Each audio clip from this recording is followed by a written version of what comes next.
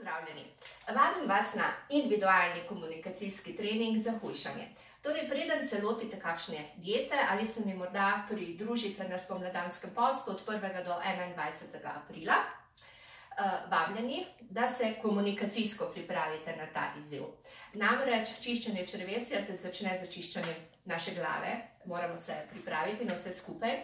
In morda ste med videi zasledili moje vabilo na skupinsko delavnico. Izkušnja je prav zanimiva. Pogovarjala sem se z interesenti in večina se je potem odločila za individualno obravnavo, kar pomeni, da smo še malce sramežljivi in da ne želimo naših odvečnih dekagramov, kilogramov in travm, ki se skrivajo praviloma v ozadju odvečne kilaže, odkrivati pred skupino neznancev. Zato sem se odločila, da vas povabim k temu, kar z nekaterimi zdaj počnemo individualno, na komunikacijski trening, kjer bomo obdelali 5 področji. Torej, dobili bi se nadaljavo 5x po 2 polni uri, termin uskladimo individualno, dopoldne, popoldne, zvečer, lahko tudi za vikend, če vam tako bolj ustreza. In najprej se lotimo temeljitega pogovora. Zakaj mislite, da se bi bilo dobro lotiti dela na sebi, torej najprej na ravni duha in potem seveda tudi telesa, torej o kateri dieti razmišljate ali morda v postu, ali enostavno so hlače pretesne in ugotavljate, da tisto polovico garderobe v garderobni omari vaš pralni stroj čudežno zoži in na pomlad ne boste imeli kaj za obleči. V drugem srečanju se naučimo različnih tehnik in pristopov za premikanje naših notranjih meja. Ja, to so komunikacijske tehnike, komunikacijske metode, ampak iz prve roke jesenskega posta, ki je trajal 21 dni, lani vam lahko povem, da je ta komunikacijski nagovor zelo pomemben. In če se je kdo med vami že lotil kakšne diete in ugotovil, da itak nobena ne pomaga, vam lahko skoraj z gotovostjo trdim, da ni pomagala in ne pomaga zato, ker se na njo niste najprej dobro pripravili, torej se pogovorili sami s seboj, zakaj se nečesa sploh lotevate.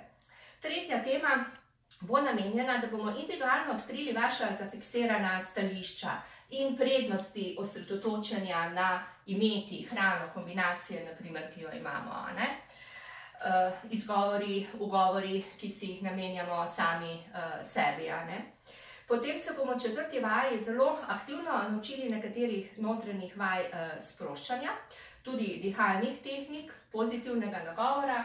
Eno par skrivnosti s tole vibracijsko palico vam bom pokazala in kako aktivno lahko začnemo jutro in zakaj meditacija dejansko postane in mora postati vsakdanje opravilo, najboljše 2x po 15 minut, zjutraj in zvečer, ali pa vsaj, ko se uležete, da si meditativno glasbo zavrtite in poskušajte meditirati po različnih tehnikah, 1-2 se bomo naučili. In res je pomembno, da se tega lotimo, kot je potrebno umivati zobe vsak dan. In v zadnjem druženju se bomo naučili obvladovanja stresa s komunikacijo, ker kakorkoli obrnemo, sprememba, kot je prehod na izbrano dieto po vašem izboru, ali morda 3-dnevni, 7-dnevni, 21 ali 40-dnevni post, je stres. Je stres za telo, je stres za duha, ampak naš odziv na vse to pa mora biti pozitiven. In spet smo pri komunikaciji. Naj vam iz svoje knjige preberem nekaj nasvetov, ki vam lahko koristijo. Naprimer 10 priporočil, ki jih polagam na srce, ko izvajam delavnice komunikacijske v podjetjih za obvladovanje stresa. Pomembno je, prvič, da skrbimo le za eno stvar naenkrat. Torej, tudi ko se boste lotili diete ali posta, naj bo tisto ena ključna zvezda, severnica, ki boste sledili. Ne morete 1000 problemov naenkrat rešiti. Naj vam zdaj postrežem z zgodbo moje ome Urške. Ko sem kot mlada morala umivati posodo in je bilo v umivalniku ogromno posode, še tiste črne, ki jo je bilo potrebno strugati po domačem rezanem krompirju, vilic, nožev, me je kot mlado deklico potolažila. Rekla je, nikoli ne glej na umivalnik, kot goro ne umite posode. Osredotoči se na najmanjše stvari, vilice, nože, šalčke. Tisto najbolj grozno črno posodo si pusti, da jo poribaš na koncu. Skratka, enako je tukaj. Skrbeti le za eno stvar naenkrat. Tudi ko nas v življenju obdajo problemi, in jih je tako veliko in na vseh frontah, dejansko ne zmoremo najti rešitve za vse naenkrat. In največji psihično-fizični napor je, da zmoremo toliko notranje moči, da začnemo reševati problem po problem.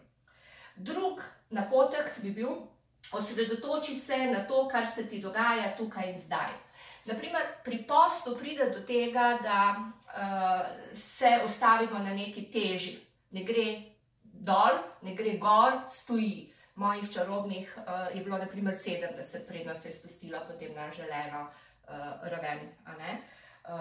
In tudi v tem primeru se moramo znati ustaviti. Ok, sem pač na tej teži, ampak moj cilj je, da se bom na koncu 21-dnevnega posta počutila boljše. Torej se ne zapletem, se ne ustavim samo na tej točki zastoja. Dobro je, če govorimo ali opišemo o tem, kar nas skrbi. Konec koncev, jaz sem pisala med postom in zato je tudi nastala ta knjiga. Predlagam vam med vsako dieto postom, mogoče malo manj merjenja tehtanja. Z vidika komunikologinje mislim, da je bolj pomembno, da vse, kar nas boli in težči, vržemo na papir. Ampak prav papir, da pišemo ročno, ne tisto delati prek računalnika. Četrtič, pomembno je, da se čim več gibamo oziroma smo telesno aktivni. Mogoče se spomnite ene pripombe, ki je vzbudila morda v delu javnosti tudi precej nejevolje, ko je pokojni dr. Janez Drnovšek dejal, to, da obujete tenis copate in se greste sprehajati, vas nič ne stane. Vsi imamo danes takšne in drugačne eksistencialne izzive po drugem valu epidemije, razen če slučajno ne uvažamo ali izvažamo zaščitne opreme. In zavedanje, da je narava tukaj pred nami in da je dejansko zastonj, tudi bosi se ves prehodimo, je ogromnega pomena. Kar ne pomeni, da si ne želimo razvajanja v savni, plavanja v bazenu ali kaj podobnega. Pomembno je, da se čim več gibamo. Peta točka, človeški dotik je nepogrešljiv. Če že nimate koga, ki se vas lepo dotakne, potem si ta dotik privoščite sami. Samo masaža, v knjigi pišem, da je dobro uporabljati to grobo rokavico, da se zjutraj, naprimer po jutranjem tuširanju ob odprtem oknu lepo telo grobo zmasiraš, tudi to je dotik nepogrešljiv. Vplačuj si na osebno pozitivno bilanco. Kaj to pomeni? To pomeni, da dejansko spoštuješ samega sebe. Da če si se odločil, da boš nekaj naredil, da to poskušaš speljati, se zavedaš, ne vem, svojih omejitev, ampak na izbrani poti vztrajaš. Lotiš se diete in na polovici odnehaš, kar itak ne pomaga. To ni to. Potem 7. točka, ne jemlji vsega v življenju tako resno. Jaz mislim, da so trenutki, ko se je najtežje nasmejati. In takrat, ko pride tudi moment, ko si lačen, pa bi nekaj pojedel, ti verjetno tudi ni do smeha.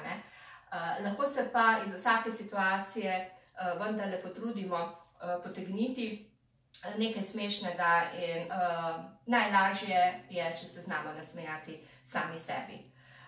Ne vem, moja dva fanta doma sta mi rekla, da v bistvu največ receptov sem sproducirala v času 21-dnevnega posta. Razlog je zelo preprost, po noči sem sanjala in razmišljala o hrani, ki si jo bom privoščila naslednji dan. Pa to niso bile čokolade, ampak to, kar je moje telo potrebovalo, ker sem šla po sistemu prisluhni si. 9. točka je zelo pomembna, minuta zame. Izklop vseh, ki vas potrebujejo, da rešujete njihove težave, poleg svojih seveda, in si vzamete resnično samo čas zase, pa tudi če je to, da se usedeš ob savini, na špici, na soncu in si privoščiš močnejšo dozo vitamina D. 10. točka, hvaležnost ali vsaj ena dobra stvar na dan. Ja, to vam naj pospremim z eno mislijo mojega že pokojnega direktorja. Takole se glasi, lahko je s, pa 3 pikice, s polno ritjo. Biti hvaležen v času, ko veliko ljudi živi takšno ali drugačno pomanjkanje, tudi osnovno eksistencialno, je velik izziv.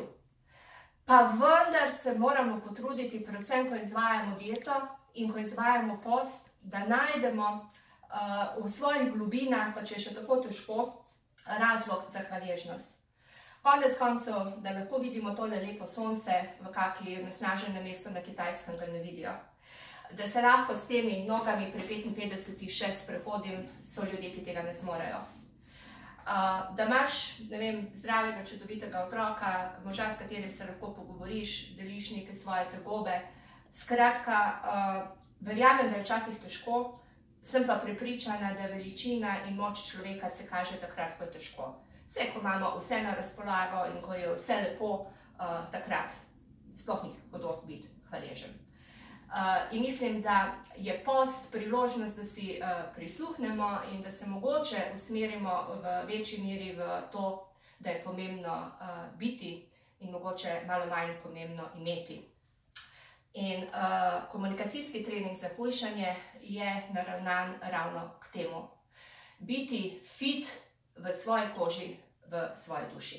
Vabljeni, da me kontaktirate, da se dogovorimo za termin, ki vam odgovarja in da se lotimo akcije.